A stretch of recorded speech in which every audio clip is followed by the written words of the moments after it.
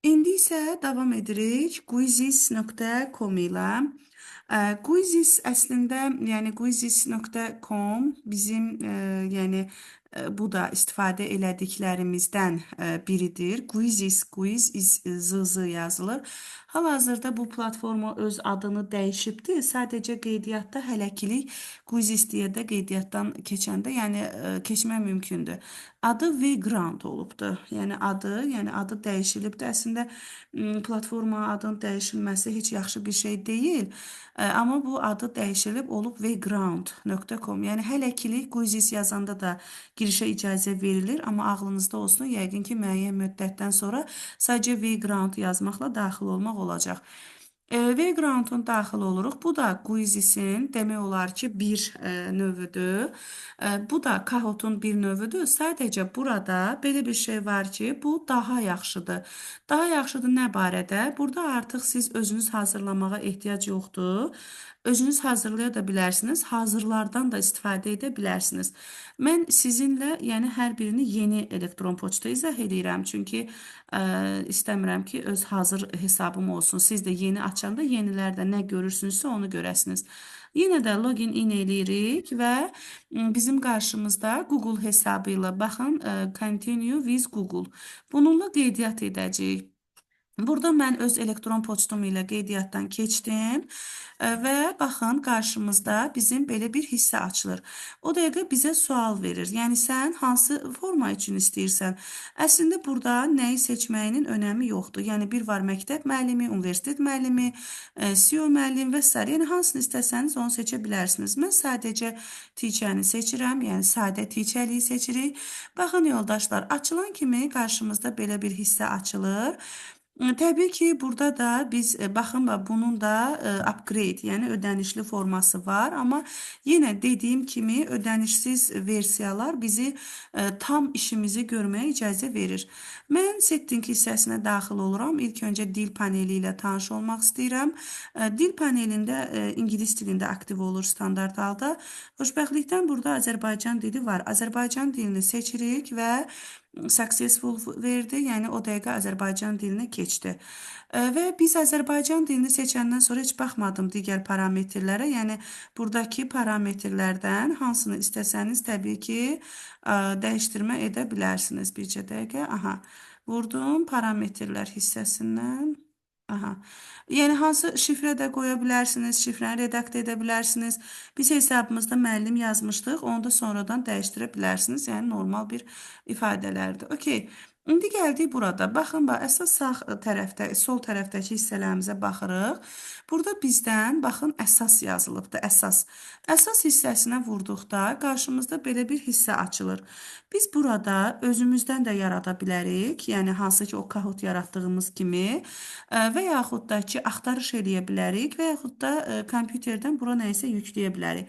Burada təkcə biz, yəni onlayn yarış yox, həm də mövzuların izah slaydlarını, yəni mövzuların belə deyək də kimlərsə tərəfindən hazırlanmış hazır slaydları ilə də rastlaşa bilərik. Mənim kitabxanam hissəsi hal-hazırda boşdur, çünki mən heç nə hazırlamamışam. Hər e-maildə 20 dənə hazırlamaq olar. Burada indi baxın iş vərəqi var, tədris materialları var, veb-sayt hazırlaya bilərik, mövzu standartları var, sıfırdan yaradın var. Nə istəsəniz hazırlamaq mümkündür. Biz hal-hazırda, məsələn, tutalım ki, gələk buradan əsas səhifəmizə daxil olaq. İndi mən müəyyən bir mövzuya uyğun olaraq axtarış etmək istəyirəm. Birinci buna baxaq. Məsələn, yazıram texniki təminat. Hər fən, yəni müəllimi, ingilis dili, rus dili, yəni rus dili, Azərbaycan dili, informatika, hər fən müəlliminə uyğun burada materiallar var. Hətta belə deyək də xarici müəllimlərin hazırladığı materiallardan da istifadə etməyə icazə verilir. Mən də informatika fənni daha yaxın olduğuna görə, ona görə texniki təminat başqa bölünə də əlavə anlayışda yaza bilərsiniz. Və axtarış hissəsinə vururam. Axtarış hissəsinə vurduqda burada texniki təminat ilə bağlı olan, yəni tapır məlumatları. Burada indi bax mənə deyirsən, qiymətləndirmə istəyirsən. Qiymətləndirmə yəni canlı yarış deməkdir. Bayaqki kimi Kahoot var idi ha. Bax onun kimi canlı yarış. Deyirəm ki, aha, olsun qiymətləndirmək. Yəni bu mövzuda hazırlanan qiymətləndirməni istəyirəm. İndi siz baxın, bax burada bu bizə baxın, səhv eləmirəmsə özbəklərin hazırladığı faylı göstərdi bizə bu tərəfdə. Biz onu, yəni şagirdə nə edirik ki, işlədib. Ona görə keçirəm aşağı.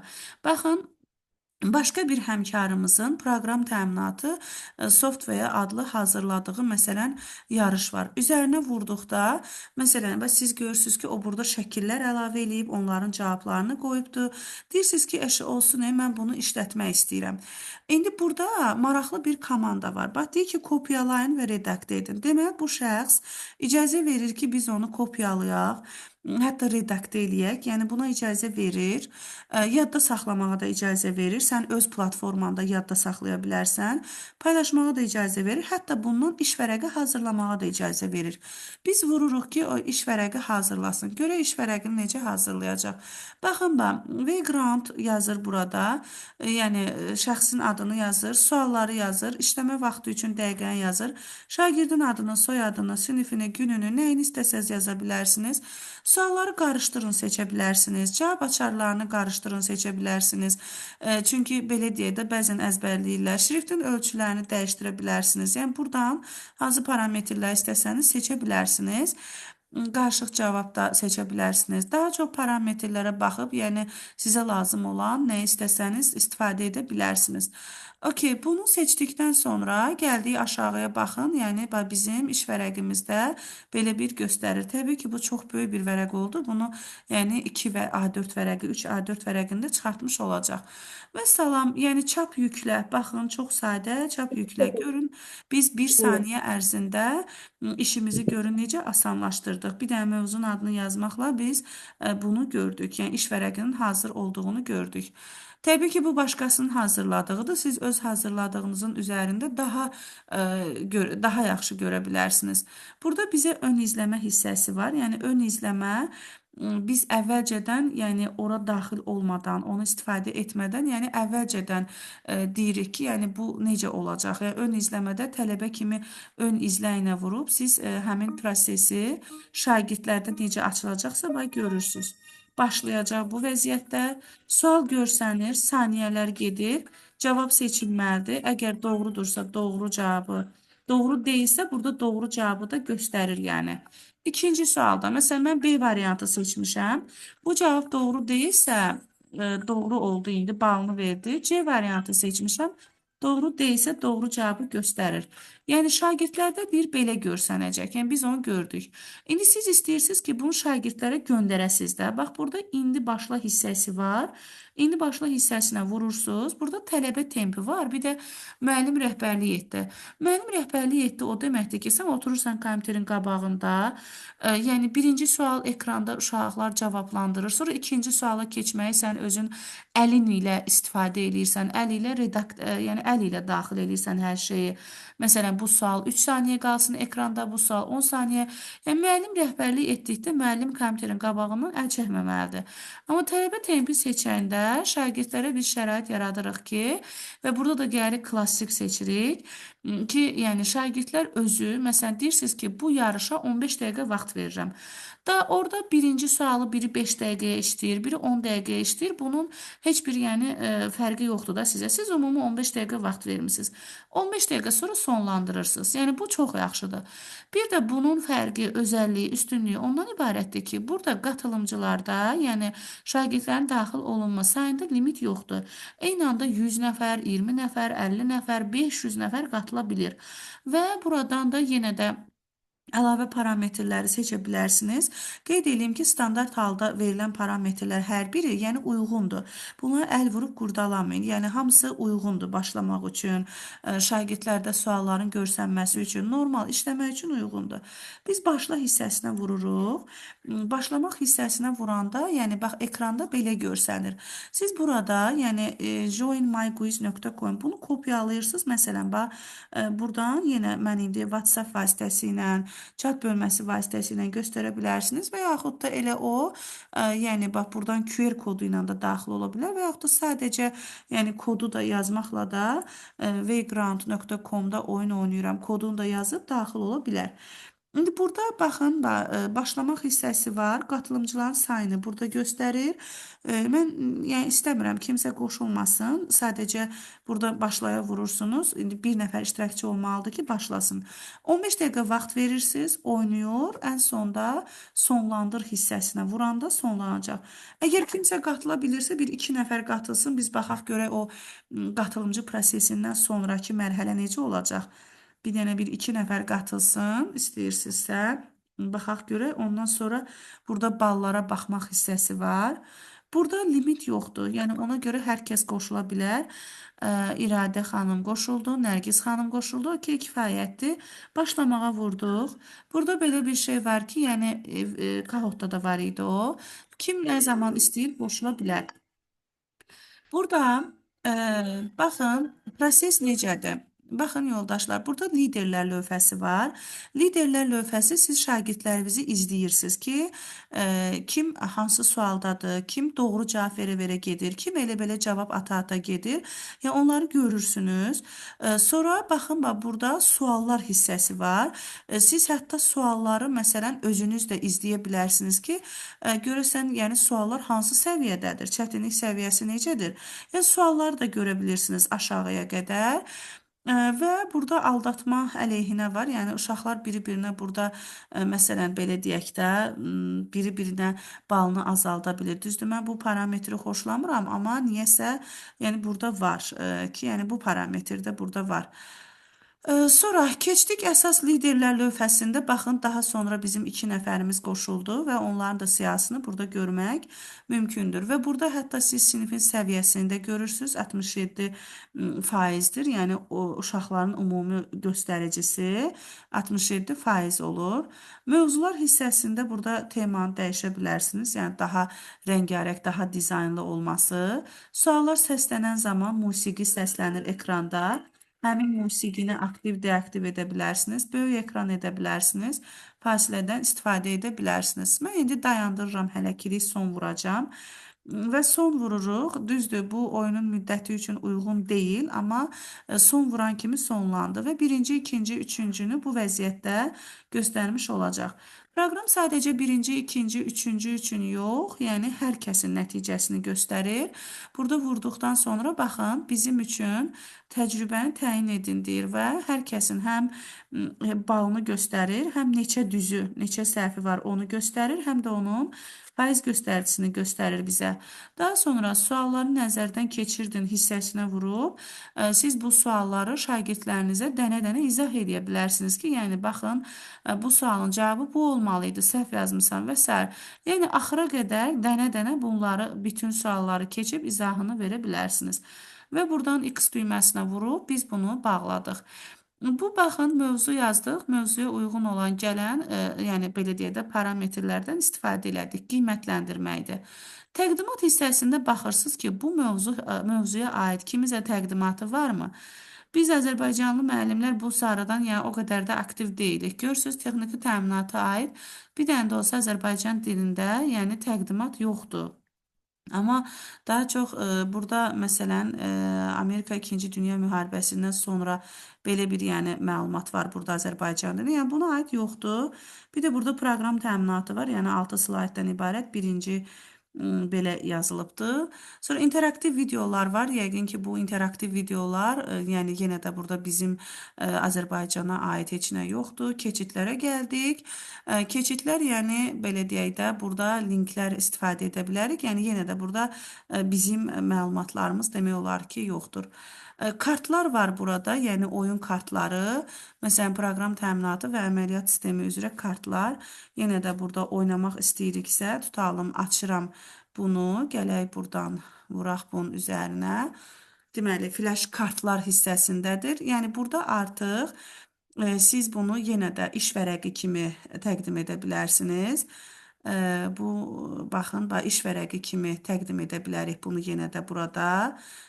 Hamısını, bütün sualları göstərir burada. Çapa vurub çap edə də bilərik. Mənə indi lazımdır ki, bunu indi başlaya vururuq. Burada artıq, yəni indi başlaya vurdum, başlatmağa vurdum. Yenə zəhmət olmasa bir nəfər qoşulsun. Deməli, Hə, yox. Burada indi başlaya vurduq. Proqramın yüklənməsi dedikdə nə nəzərdə tutulur? Yəni bu bilirsiniz nədir? Oyun kartları sual ekranda görsənir, oxuyur, sualı cavablandırır. İrəli və geri, yəni düymələri ilə növbəti suallarımıza asanlıqla, yəni keçə bilərik. Bu da şifahi suallar üçündür. Yəni bu artıq bizim belə deyək də açıq, qapalı suallar yox, açıq suallar olur. Vəziyyətdə siz öz şagirdlərinizlə yenə də yəni ifadə edə bilərsiniz. Kartlardan birindən digərinə də asanlıqla keçirilməsi mümkün olacaq. Bu da çox yaxşı, yəni bir anlayışdır. Gəldik buradan, indi deyə bilərsiniz ki, yaxşı, bəs biz hazırları istifadə eləməyi bacardıq, bəs yenisini necə yaradırıq? Yenisini yaratmaq artıq çox rahatdır, yəni yarata vurursunuz və burada siz qiymətləndirməmi, təqdimatmı, videomu, keçidmi, flash-kartmı? Yəni hər birini özünüz yaradırsınız. Qiymətləndirmə, yəni yenə də Kahoot kimidir. Burada yəni biz qiymətləndirməmizi Kahoot kimi yenə də məlumatlarımızı, şəkillərimizi, videolarımızı da nə varsa daxil edib yaradırıq. Yəni burada siz seçə bilərsiniz əvvəlcədən ki, bu neçənci sinif üçündür. Məsələn, 11-ci sinif seçirsiniz. Bu sonradan sizin bunu oynayacaq şəxslər üçün də, yəni axtarışda kimdə gəlirsə, onların da işini asanlaşdıracaq ki, bilir ki, məsələn, 11-ci sinif üçün bunu edə biləcək. Məsələn, yazıram mövzunun adını, say sistemləri və sonraki hissəsinə vururam və buradan artıq biz resurs yaradına vururuq və başlayırıq mövzumuza uyğun olan sualları əlavə edib, yəni neçə dənə olsun, sualların cavabları və s. onları daxil edirik. Məndə hal-hazırda Waygroundda aktiv hesabım var. Düzdür, daha çox çalışıram mən də hazırlardan istifadə edirəm, amma yenə də kim istəsə özü də hazırlaya bilir təbii ki. Fəaliyyət hissəsi, əsas hissəsi bircə dəqiqə deməli. Gəldik bizim.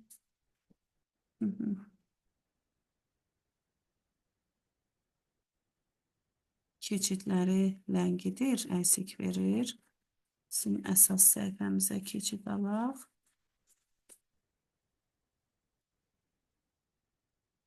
Niyəsə burada donma mərhələsindən gedir söhbət, donur proseslər. Deməli, burada hal-hazırda bizim aşağıda istifadə elədiyimiz həm öz dilimizdə, həm də belə deyək də belə xarici dillərdə işlədiyimiz fayllar var. Hansılarını istəsəz siz özünüz də axtarış verib onları işlədə bilərsiniz. Qaydaq əvvəlki e-mailimizə. Deməli, baxın, biz yazmışdıq say sistemləri. Say sistemləri haqqında özü bir neçə dənə özü suallar əlavə eləyib, yəni belə bir formatı bizə göstərir. Təbii ki, bu onun əlavə elədiyidir, onun yazdığıdır. Siz özünüz də, yəni bax sual yaradın hissəsinə vurub özünüz də, yəni suallar hazırlaya bilərsiniz. Məsələn, sual yaradına vurdunuz, yenə də burada sual yaradına vuranda bizdən soruşur ki, sualı AI ilə yaradın, yəni süni zəka aləti ilə, yoxsa özüm yaradım. Mən hal-hazırda özüm yaradacağam.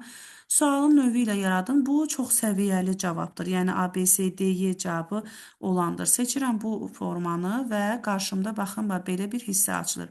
Burada sualı yazın. Yenə də sizin əvvəlcədən, məsələn, say sisteminə aid elə bizim sualımız var burada. Bunu kopyaladıq və yenə də bu sual yazmaq hissəsi bayaqki Kahootda olduğu kimidir deyənə daha çox onun üzərində dayanmıram. Daha sonra isə cavablarını da yenə də kopyalayıb gətirib hər cavab variantına birini verə bilərsiniz. Kahootdan fərqli olaraq burada yəni variantlarda 5 dənəsini əlavə etmək olur. Yəni Kahootda yox idi, ödənişli idi, burada mı yoxdur.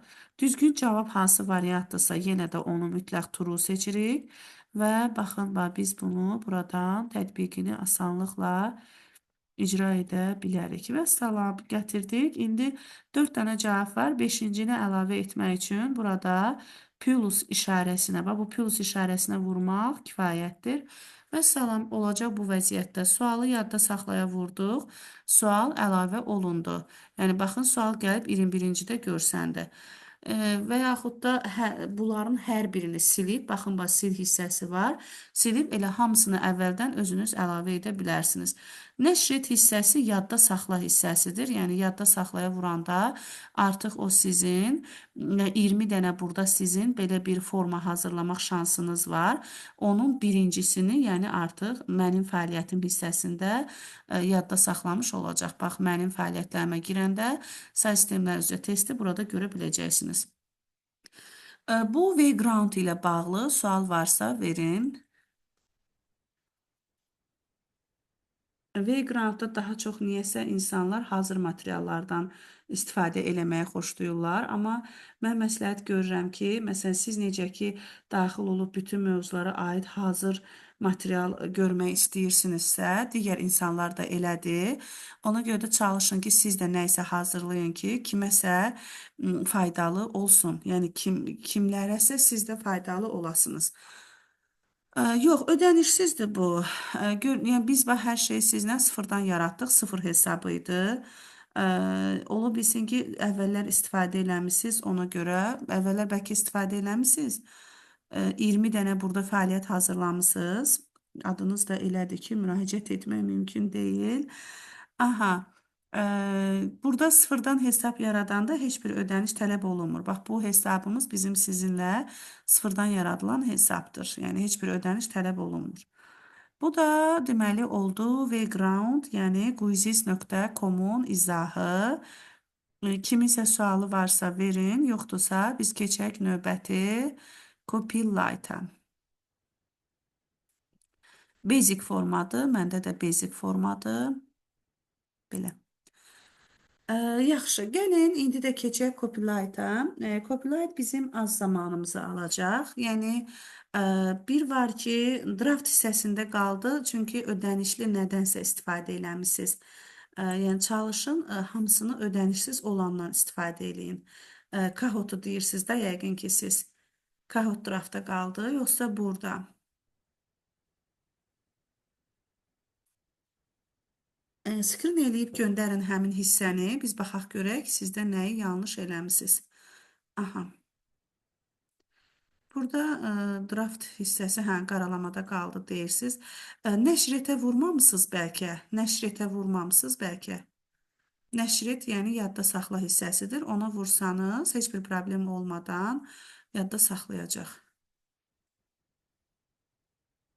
Burada sağ küncdə ən yuxarıda nəşr et gəlməlidir. Ona vurmalısınız. Burada ən çox sevilənlərdən biri iş vərəqi olmasıdır. Yəni iş vərəqi hissəsinə vururuq. Yəni baxın, çox gözəl bir iş vərəqi göstərir bizə. Bu həqiqətən də çox seviləndir və çox istifadə olunandır. Aha, gəlin Copilite haqqında da danışaq. Əslində Copilite-ımız, yəni ChatGPT, Müəllimə, üzr istəyirəm. Sizin paylaşdığınız iş vərəqləri hansı proqramdan hazırlanır?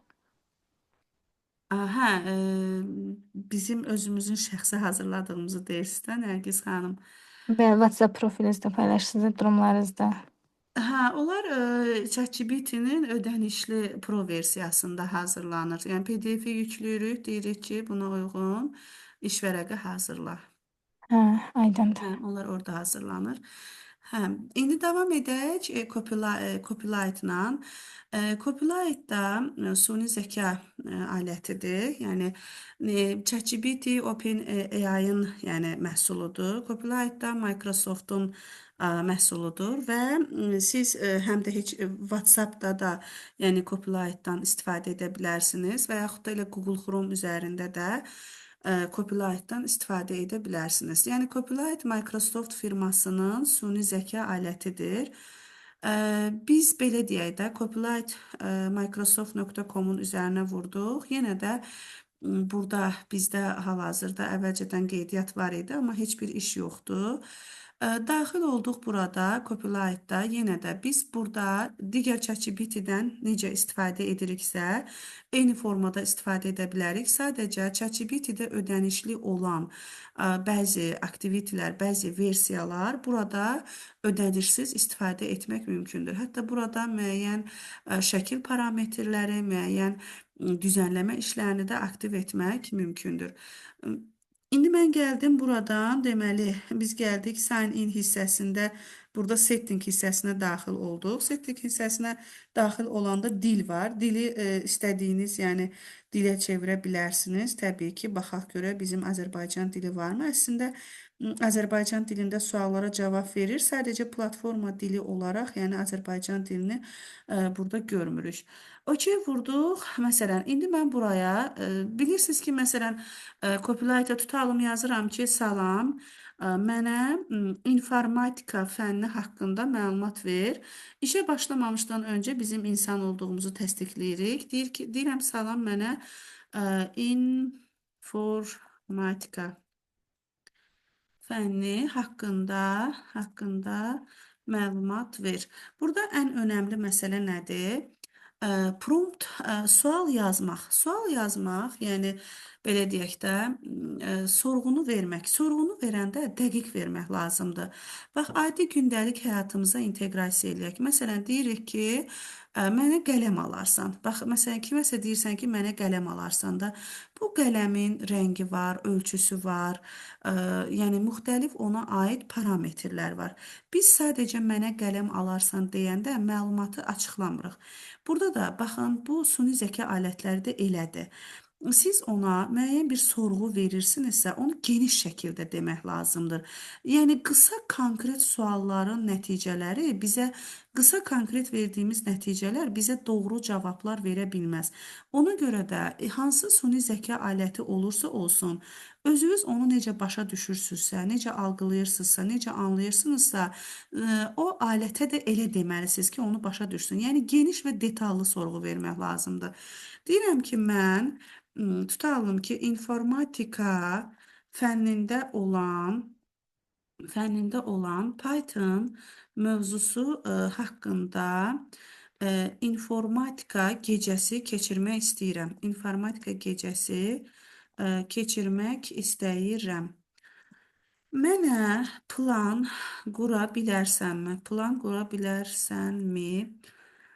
Planda oyunlar olsun, yəni planda bilərsənmi? Sonra planda oyunlar olsun, interaktiv suallar olsun. İnteraktiv sözünü düzgün yazmadıq. Aha. İnteraktiv suallar olsun və sənin fikirlərinə ehtiyacım var. Necə daha professional hazırlaya bilərəm? Necə daha professional hazırlaya bilərəm? Deməli, mən indi balaca bir sorğu verdim. Başlayır, yəni bax burada bizə onunla bağlı indi daha geniş yazsanız daha geniş verəcək. Qısa yazanda da qısa verir. Qısa deyir təqdimat, Python nədir, niyə öyrənmək vacibdir və s. Yəni başlayır planı qurmağa. Əgər bu sizi qane eləmirsə, deyirsən ki, bu yaxşı olmadı. Daha geniş yaza bilərsənmi? Bax, belə bir anlayış yazdım və başlayır o təzdən bu prosesi bir də həyata keçirməyə. Yəni, bir də bu işi görməyə. Nə versəniz ona uyğun icranı həyata keçirdəcək. Məsələn, tutalım ki, daxil oluram buradan plus işarəsi ilə kompüterin yaddaşına gedirəm. Rəsm və yaxud da video əklə.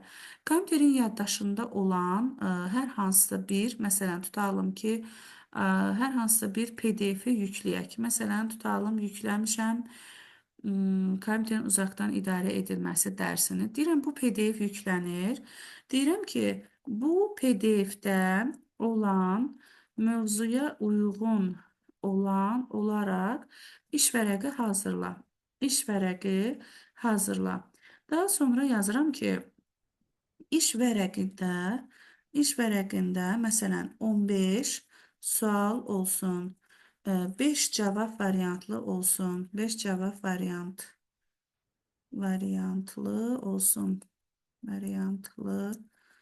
olsun. Daha sonra variantlı olsun. Əlavə nə fikriniz varsa yaza bilərsiniz. Mən indi bunları yazdım. və yəni o mövzunu oxuyur və mövzuya uyğun olaraq başlayır bizim üçün yəni iş vərəqi hazırlamağa. Bu iş vərəqi hazırlayanda adətən yəni mətnlərdən ibarət olaraq hazırlayır. Qrafik formada verilmi? Qrafik formada, yəni o artıq ödənişli versiyalarda da qrafik formada verir. Burada da Canva ilə birləşik formalarda qrafik formada verə bilir. Yəni əsas sualları bizə təqdim edir. Və yaxud da yaza bilərsən ki, yazaq ki, bu mövzu haqqında şəkilli məlumat hazırlaya bilərsənmi? Görək hazırlayacaqmı? Aha.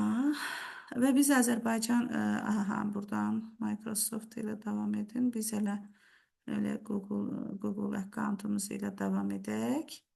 Əslində əvvəlcədən də qeydiyyatdan keçmişdik. Ortada bunu sizdən istəyə bilər. Deyir ki, istəsən mən sənin üçün hazır infografik məlumatları Canva və ya PowerPoint üçün blok-blok yəni öyrədə bilərəm ki, necə yazır. İndi ödənişsiz versiyada deyənə o dəqiqə hazırlamır onu, yəni burada. Amma ChatGPT-də bir neçə dənə verirdi. Yəni copyright-da, məsələn, tutalım deyə bilərsən ki, mənə Python öyrənmək üçün, tutalım, öyrənmək üçün ən yaxşı video izahları göstər. Və yaxud da kimlənsə dialoqunuz zaman hansısa bir yəni söz işlədibdir, həmin sözün mənasını siz bilmirsiniz. Yazırsınız ki, bu sözün mənası nədir? Və yaxud da rəhbərliyə bir mesaj yazmısınız, amma bilmirsiniz ki, o mesajda hərf səhvləri etmisinizmi, rəsmi müraciətdirmi? Siz özünüz başa düşdüyünüz kimi mesajı ötürürsünüz bura, deyirsiniz ki, bunu daha gözəl formada yaz, daha qəşəng formada yaz. Yəni, sizin köməkçi, yəni versiyanızdır, köməkçi alətinizdir. Nə sual versəniz, ona uyğun olan qəşəng formada cavablar qaytaracaq sizə. Görevlər hissəsində beta versiyadır. Yəni beta versiyada gərək biz bunun müəyyən bir ödəniş ödəyək, daha belə deyək də mükəmməl formada istifadə edək. İndi burada rəsm oluştur hissəsi var. Gəlin bu rəsm oluştur hissəsinə girək və yazıram ki, tutalım ki, at şəkli hazırla, meşəlikdə olsun. Tutalım, gözündə eynək olsun. Deməli, at şəkli hazırla, meşəlikdə olsun, gözündə eynək olsun və s. Belə daha çox ağlıma nəysə gəlmir və baxın, biz gəlib buradan, yəni kitablıq hissəsinə girəndə artıq o seçdiyimiz parametrə uyğun olaraq da bizə şəkil hazırlayacağını vəd edir. Baxaq görək, yəni burada at hazırladı. Baxın, gözündə eynəyi də var və hətta meşəlikdədir. Biz onu görürük, yəni.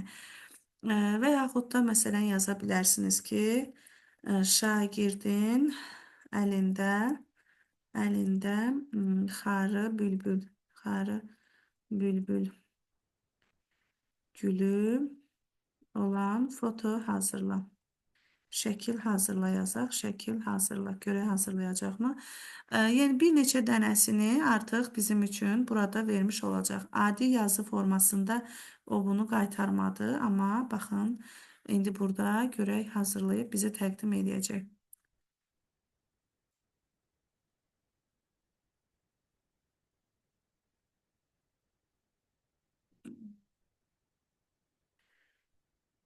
Xarı bülbül görək gülü tapıb görə biləcəkmi onu?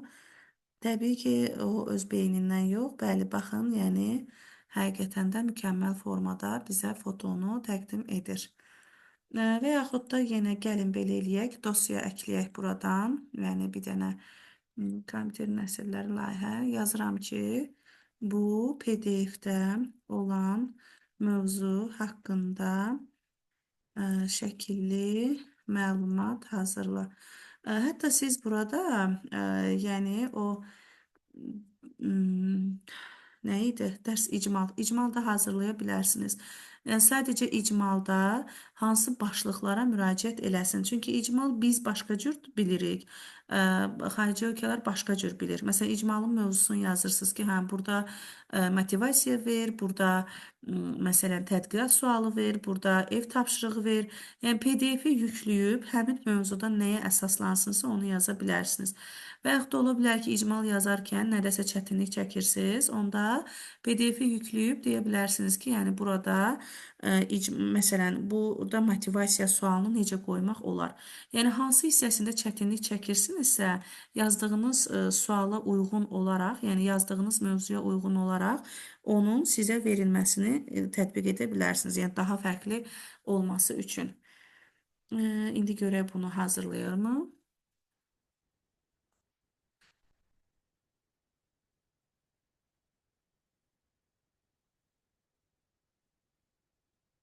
Şəkil hazırlamaq, yəni biraz həqiqətən vaxt aparır, bir müddət vaxt aparır. Biz onu biraz gözləyək.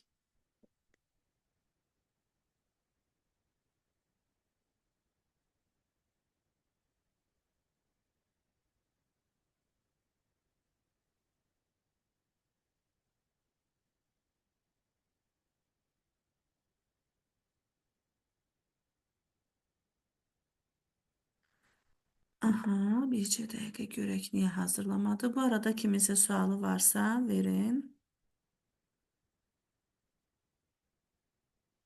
Mövzunun poliqlot olmaması üçün məlumatı dəyişməyimizə kömək edə bilər. Bəs görürsüz, yəni tam başa düşmədi bizim o hazır göndərdiyimiz qrafikanı, göndərdiyimiz PDF-i oxuya bilmədi. Ona görə də bizim əvvəlcədən yazdığımız məlumata uyğun verdi. Deməli, biz burada ödənişsiz versiyadır deyəni, yəni tam tətbiq eləmədi bunu. Mövzunun poliqlot olmamasını yoxlamaq üçün copy AI-lər var. Orada dəyişdirmək olur. Yəni orada artıq, yəni poliqlotlığın bilinməməsini ifadə edə bilərsiniz. Amma onlar yəni ödənişli versiyalardır. Çünki ödənişsiz versiyalarda onu eləmir. Yəni süni zəka alətləri eləmir. Copy AI var, bəli. Çoxdur, yəni poliqlot olmamasını əks etdirmək üçün süni zəka alətləri. Elə ChatGPT-nin özündə də yaza bilərsiniz, Copilot-da da yaza bilərsiniz ki, mənim bu sualıma, yəni hansı AI alətləri kömək edə bilər? Yəni özü cavab verir. Amma çoxdur, həddindən artıq çoxdur bu günlərim, yəni onlar da çoxluq təşkil eləyir. Belə, mənim sizə çatdırmaq istədiyim məlumatlar bu qədərdir. Kiminsə sualı, sözü varsa, təbii ki, verə bilər, soruşa bilər.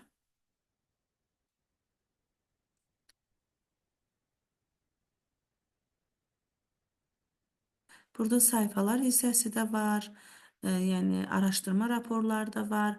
Bunlar hər birinə dənə-dənə girib baxsanız daha yaxşı olar. Yəni daha gözəl anlayışlar görə bilərsiniz həqiqətən də. Çox qəşəngdir. Müxtəlif formaları, yəni baxın, burada artıq bunu hazırlamaq üçün həm də bizə öyrədici rolunu oynayır, həm də bunu hazırlamaq üçün bizə sorğunu necə verəcəyimizi də aşağıda yazıbdır. Təbii ki, Azərbaycan dilində yazanda daha detallı yazmaq lazımdır. Bəzən Azərbaycan dilini həqiqətən də tanımırlar. Amma siz nə qədər Aşkın, detallı bir yaz. test, bir sual vermək olar. Buyurun, buyurun.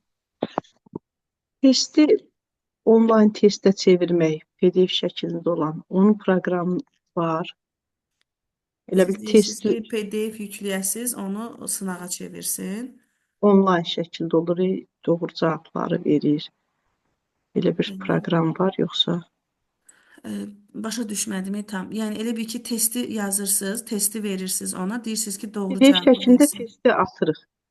Onu onlayn test olur, önündə vurursan variantları. Bilirsiniz, belə deyək də, PDF şəklində, yəni hamısını eyni anda cavablandırması biraz, yəni o mümkünsüz bir şeydir. Amma tək-tək, məsələn, tutalım sualınızı onu ChatGPT-də də etmək olur, burada da eləmək olur. Məsələn, sualın şəklini qoydunuz, deyirsiniz ki, məsələn, sualın doğru cavabını izah elə. Bunu bütün, yəni yapay zəka alətləri eləyir. Yəni onu başlayır addım-addım izah eləməyə. Bu bütün yapay zəkada var. Amma əgər siz deyirsinizsə ki, PDF-i yükləyirəm, PDF-dəki suallardan, yəni onlayn sınaq hazırlasın, bu elə Kahoot-un ödənişli versiyasında da var, Wayground-un ödənişlisində də var. Yəni hamısında var olar, amma bunlar hamısı ödənişlidədir. Yəni o ödənişsizdə olmur, hamısı ödənişlidədir. Amma var, o Təşəkkür. dedikləriniz hamısı var, amma onu ödənişli eləyirlər, yəni ödənişli olur hamısı. Dedikləriniz var Sağ ol. amma. Bilmirəm nə dərəcədə sualınıza cavab verə bildim. Başa düşdüyüm hissə o idi ki, yəni elə bildiyim o idi. Aha, belə. Əlavə varmı kimdəsə sual? Süni zəka alətləri günü-gündən inkişaf eləyir. Yəni Azərbaycanda da bilirsiniz ki, bu barədə prezidentin sərəncamı var və bugündən sonra daha da parlaq olacaq. Ona görə də süni zəka alətlərini bilmək, öyrənmək, yəni bu artıq bugündən sonra Azərbaycan dilində mənbələr, Azərbaycan dilində versiyalar. Məsələn, biz artıq Gemini-ın Azərbaycan dilində sırf işlədiyini gördük. Yəni bunlar hamısı bir inkişafdır. Təhsil sahəsində də bu günlərin biz yapay zəkanı bilməliyik, yəni süni intellekti bilməliyik ki, bu dövrün müəllimləri arasında qalaq. Yəni biz ortada itib batmayaq. Yəni ona görə də daim inkişaf eləmək lazımdır. Mütləq yəni inkişaf üçün ödəniş belə deyək də biz elə bilirik ki, təhsilə verdiyimiz ödəniş yəni batır, xeyr, batmır. Onu artıqlaması ilə həddindən artıq, yəni artıq formada geri alırsınız. ChatGPT də bəli, ChatGPT də hazırlayır, Gemini də hazırlayır, Copilot da hazırlayır, bütün yapay zəka alətləri hazırlayır. Yəni ödənişlidə də hazırlayırlar, ödənişsizdə də. Sadəcə ödənişli versiyada, yəni məsələn az hazırlayır da 10 suallı, 15 suallı, bir də tam etibar eləmək olmur. Amma ödənişli versiyada tam etibar eləmək olur. Yəni tam etibarlıdır deyə məsələn biz ödənişli versiyadan istifadə edirik. Bir də xanım, Bəli.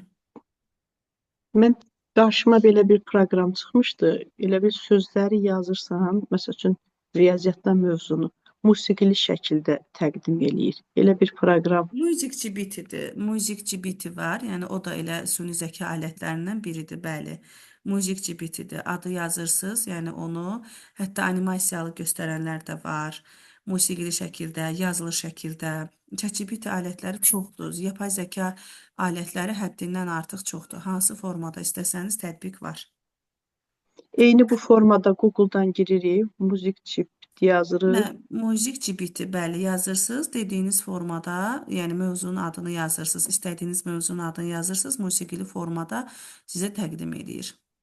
Tək o deyil, çox olmalıdır, çoxdur. Mən bildiyim odur, amma çoxdur. Bax, məsələn, tutalım ki, sualınız var da, sual vermək istəyirsiniz. Açırsınız ya ChatGPT-ni, ya Copilot-ı, ya da Gemini-ni. Üçü də eynidir. Sadəcə biri Google-undur, biri Microsoft-undur, biri də OpenAI-nindir. Sualınızı yazırsınız ona ki, məsələn, bax, Elba mənə sual verdiniz ki, belədir də. Yazırsınız ora ki, mən bunu eşitmişəm. Bax, nətər loru dildə sənə necə rahatdır, heç nədən utanmadan, çəkinmədən. Onu bir sən görürsən, bir də o görür. O da ki, emosiyası olmayan, hissi olmayan bir qurğudur da. Yazırsan ora ki, ay qardaş, bax bu belədir. Bunu mənə izah elə ki, bu nədir? Bax mən tutalıma mənə dediniz ki, musiqili şəkildə mövzunun adını yazırsan, musiqili şəkildə təqdim edir. Bunu təqdim eləyən yapay zəka alətinin adı nədir?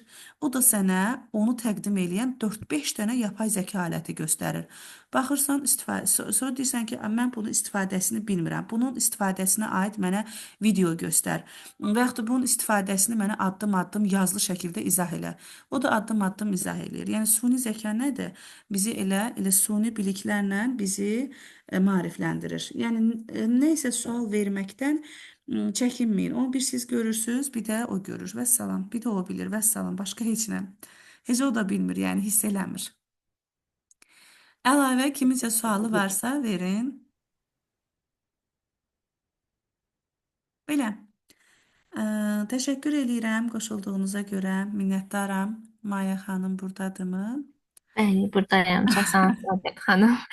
Yəni bu gün demək olar ki, ancaq təlimlər olub. Çünki 7-də də siz qoşuldunuz, sonra 9-un yarısı yenə bu proqramlarla bağlı ilkin hissələri izah elədim. Sonra ikinci hissə yenə siz, yəni demək olar ki, elə iştirakçı var ki, saat 7-dən bəri, yəni hal-hazırda dərsdədir. Onları da çox yormayaq. İnşallah yenə birincinin video kaydını atdıq. Bunların da video kaydını göndərərik, baxsınlar. Həmçinin sizin səhifələrdə göndərərik, yəni sizinlə daha yaxından tanış olsunlar. İnşallah növbəti təlimlərdə görüşərik. Çox sağ olun, təşəkkür edirəm mən. İnşallah görüşmək Sağ olun. üzrə. Ümid edirəm faydalı oldu. Görüşürüz. Sağ olun, sağlıqla qalın. Bəli, təbii ki. Sağ Sağ olun. olun. Gecəniz xeyrə. Xeyrə qarşı.